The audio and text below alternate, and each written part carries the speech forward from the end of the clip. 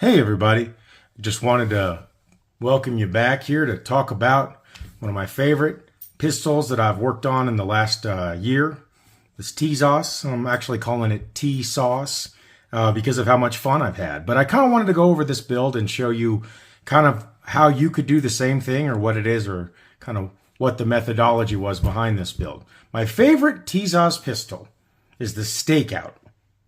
Effectively what it is it's a A1 service with a black trigger, beaver tail grip. It's got the GI style sights and a commander style hammer, and a little bit of an extended, like as I said, a trigger with these kind of wood grips. They don't make it in 9mm. They only have it in 45. Now, given that we're just talking about a Tisas, this is nothing special, but I love the look of that gun. So this started out, as you might have seen before, as just a regular old service A1. 9mm. And a couple of things that I wanted to go over to show you why this one was really special. Remember how I had talked about a good sword? This gun is a good sword. And in doing so, I'm going to show you why. So first, let's make sure that we're safety checking, whether we're clear. Okay, we're good. So whenever you're buying a 1911, one of the things that I think is important to do is to check the slide to frame fit. In this particular case, if you look here, you can see that it's pretty good. And it actually squishes out some of the oil on the back. That's a pretty good thing. So what you can do, though, if you'll just look kind of in there, there's very little side-to-side play. You don't hear very much sound. Now, my Colt, if you listen to my Colt, I'm going to do it off camera here. You can actually hear it off camera.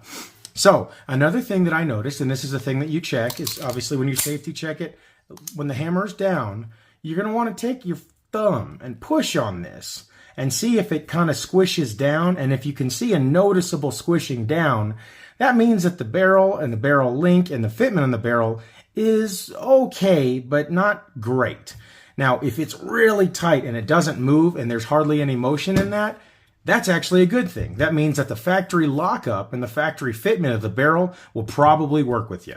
All right, so let's do a couple things to talk about some of the modifications we've done. Obviously, with any 9mm 1911, first thing you need to start looking at is magazines, right? I have a factory Metgar magazine that came with this, and it's okay.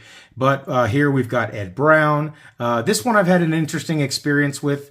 It's got some coating on it that if you polish off that coating, it can start to rust, so just be aware of that. Probably just some stamped steel and silver, but this Ed Brown magazine feeds really well. Now, I've changed about everything on this gun that you can change. So a couple of the things that I want to talk about. I replaced the standard rear tang, and I took a bunch of material off, and then I put on a beaver tail grip safety. Now, this is the cheap one from Wilson Combat. And then you can actually see that the blending is not terrible. I did that with a cheap Harbor Freight rotary tool. And then I just worked with some regular old Perma Blue, or excuse me, Super Blue, and cold blued it until it worked. Now you can see a few little, machining marks and things where it's not perfect. If I wanted to spend more time, I'm sure I could get there. I also installed a Wilson Combat. This is the MIM series thumb safety and the bulletproof plunger tube insides. And so what that does is I get a really nice firm click. Now, because though the interior of this is not that tight, I can still have a little bit of play on the way down, and that might be important for somebody to think about. This is a Colt hammer here, and it's actually kind of expensive, but it is a full forged steel hammer. This is also a Colt 9mm slide stop here. So, but this is forged steel, and this is forged steel. This is MIM, and this is MIM. These are two parts that really don't need to be forged steel, in my opinion. The chances of them wearing out and hurting your gun are really, really low. This trigger is one of my favorites, and it's from Stealth Arms. And one of the things that we had talked about in other videos talking about 1911 triggers is that sometimes they can wear on you a little bit. Well, I noticed that in my Platypus, the trigger in that was really nice because it's just slightly rounded over, and then you have on the bottom here or the face of the trigger a little bit of lines that would be good for that. So, or good for, for some grip. I decided that I was going to install some Harrison Customs sights. This is the most expensive mod that I've done. If I was going to do this gun over again, I wouldn't do these because they were expensive. They were quite a bit more than I was willing to spend, because I didn't have a tool to stake on the front sight. If I was going to do this again, I'd probably just buy that tool and learn to stake on front sights if that's the situation. But it was a little sight in the front. What it didn't have anything on it. And so what I did was I took my calipers here and I measured across the width of the front of the sight. I measured the height that the sight was at. And then I sat there and I scribed and scratched a little crisscross in there. And then I took a little tiny burr with the mechanical drill or with the rotary tool, and I just hollowed out a little part of there, and then I let some paint sit in there. And eventually, if you look down these sights, you can see that it fills it out pretty good. So I kept expanding the size of that circle until it expanded and it filled through the rear sight, something I'm really, really happy with. So inside, I have a Wilson Combat Bulletproof Disconnector. I have a Wilson Combat A2 Sear, Wilson Combat Sear Spring. I also have a Wilson Combat pin set, so that all of the pins that go in the gun anywhere, like here, they're all in that higher quality Wilson Combat steel. I have not replaced the magazine release because, in all honesty, it works really good and it doesn't make any noise. These are eBay G10 grips that are kind of in that red wood color. And then, so everything back here, I've tuned up this trigger so that it doesn't require it to be pushed in very much, and that the trigger itself will hold. And so I like to just tune. Some people call it sensitizing, but it's just, for me, it's just a tuning. A couple other important things is the barrel is stock. And the slide is stock and the frame is stock. But the reason that is okay is that because they're all fit really well, a good sword, and that they should work just fine as long as there has been some proper stuff to go through it. So what I've done in order to make all of these parts work really well together is changed out some springs. The recoil spring is a 10-pound spring for 9mm. The guide rod is a Wilson Combat GI length bulletproof. The mainspring, and this is a stock mainspring housing because it's metal and it works just great, is a 19-pound spring. So there's just been a few things in this gun that are sort of tuned to the best degree that I can get them. And then one of the special custom parts that is on this gun that is really useful is that I have ordered a EGW custom barrel bushing and plug. Now this actually takes a little bit of time and effort, but what you can do is you can take your barrel, and if you have a set of calipers, you're going to go ahead and measure the outside diameter. And okay, so this is 0.055. Now, when I had measured it before, yeah, we're close to 577. And so in certain parts, we're going to take the largest measurement and just kind of, work it around towards the end. And then when you have that information, then you send it off to EGW, and EGW will then give you a really, really nice gunsmith tuned, where, at least for the inside of the barrel, gunsmith tuned bushing that is made for your barrel. And so I was thinking about possibly, doing a crown on this to make it look a little bit better, but I got the flush guide rod plug at the front. That's an EGW that's meant to match this.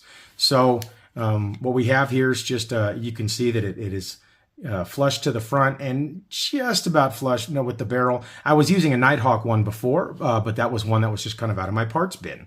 So a few takeoff parts from other guns, but honestly, since we're in the same, that we're using forged steel, basically the gun has been rebuilt in totality. And I've adjusted the prices so that if you had to buy this hammer and this slide stop from Wilson, this would be about $60 and this would be about $55. So with the price of everything, this is what everyone's going to want to know. The gun itself, I got for $400 out the door. The stealth spring was $35, or the stealth trigger, I'm so sorry, $35. This is $59. The hammer is going to be $55. This beaver tail was $37. Now, if you have to buy the jig, that's another $25. The spring set for everything was about $20. This thumb safety here was about $35. The bulletproof plunger set was about $12, and that's because I paid for shipping with it. The EGW barrel bushing and plug here is about $55, and then the recoil guide rod is about $9. So the sights themselves were about $75 before installation. I had to have somebody install them for me because I didn't have the tool necessary to stake on the front sight. Probably won't make that mistake again. As I said, I think if I'm going to build another Tisas pistol, it's probably going to have Novak front and rear, and I would suggest that for everybody. These grips were about $20 on eBay if you will look for them. And then, of course, if you want an Ed Brown magazine, you actually have the ability, and I will go ahead and rep this. You can send in your old 1911 magazines into Ed Brown, and then they will, for $10 plus shipping, will send you back as many Ed Brown magazines as you've sent in other competitors, up to 4, I think, at a time, or 4 in a, I don't know if there's a lifetime limit or something. But these Ed Brown ones are great, especially for 9mm. So we are fully tuned up. This gun, I also spent a tiny bit of time working on just polishing up the front of this feed ramp with just some polishing material. I have also taken a little bit of a polish on a couple of the, like the disconnector and things, just to shine them up. So what do we have here? A gun that has cycled perfectly, has very, very easily manageable slide travel, and it's not hard to move it. This 10-pound spring works with just about any type of ammo, but it is a little slow, and you can feel that it's slow, so maybe a 12-pound could help you better. The trigger, I feel, is about 4 pounds. And that's set kind of with the spring as we've set it. You can change that if you want to by adding a little more tension to the front spring, but the snap is particularly good. It breaks very cleanly, and there's very little creep. Now, there is, of course, going to be some. I also got some sticky stuff from, this is from eBay, but I found that it was better. Most 9mm 1911s don't have any texturing on the front. So this one, I just put a sticker on there, and so if I decided to do some more formal texturing, I think I could. But I have less than $850 into this gun. The things that I needed to do that actually took me some time, fitting the exterior barrel bushing diameter inside of the gun, took some time with a little bit of a file time and a little bit of time with some sandpaper. So that did take a little bit of time. Fitting this thumb safety here took some time. And then filing off this part here, the rear tang, which is going to help us fit this beaver tail, took some time and a special tool. I had already gotten the super blue, and so my blending on here was really just kind of time and effort that I put in for myself. But I'm really pleased with how this turned out, and I think that this is a build that a lot of people might be able to do themselves. I learned how to do this by using a much more expensive gun, my Colt Combat Commander with the custom green ram's horn grips in 9mm. This is a gun that is tuned kind of to the 9s, every single part Wilson Combat bulletproof, except for 1 or 2 little parts here and there. But this one is quite a bit more special, and that I actually spent all the time learning on this gun to make this one an easy build, and I probably should have done it the opposite way. But this gun is exceptionally good in everything it's done. It's never had one malfunction. And I would definitely 100% carry this into any situation. It's shot hot and weak, different 9mm loads, and I've never had one single issue. Again, I really recommend you check out Stealth for these triggers. I think that their little rounded over trigger profile is excellent. I believe Wilson Combat is a fabulous company, and so is Nighthawk. So if you're going to start looking for parts, those are a great place to look. If it's a gun that you're not, trying to necessarily make into the ultimate gun, it's okay to go with the value line MIM parts. for the safeties here. I don't really think it's that big of a deal, but bulletproof and everything else from Wilson Combat is going to be good, or bar stock from other companies like Nighthawk or Ed Brown or something. So if you have any questions or you want to attack something like this yourself, I appreciate any type of feedback or whatever. If you like it, if you don't like it, I mean, that's okay. You're allowed to. But yeah, this is my tea sauce. Hope you all are having a good day. Thanks. Bye.